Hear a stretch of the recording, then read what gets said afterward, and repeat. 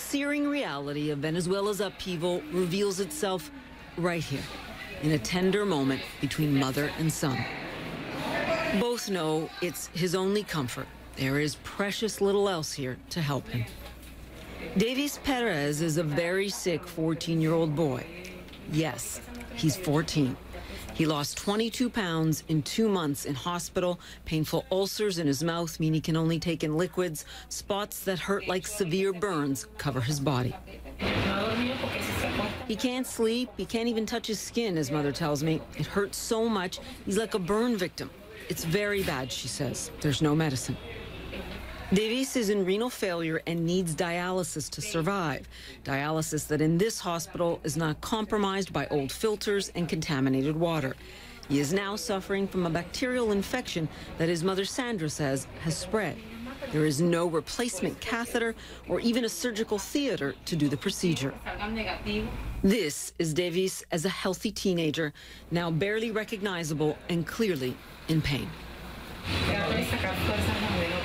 I have to find strength where I don't have it, Sandra tells me. It hurts to see him like this.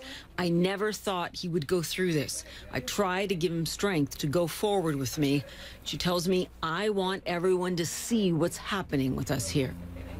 We visited this pediatric hospital in downtown Caracas a year ago.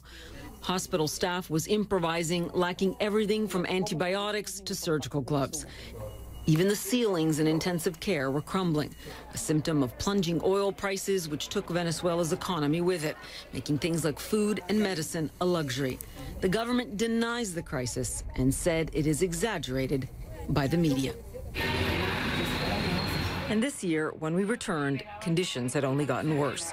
The director of this pediatric kidney unit tells CNN infected children, including Davis, were isolated and that his infection was under control. However, she said they lack basic supplies, and Venezuela's Ministry of Health has not responded to the hospital's request for those supplies.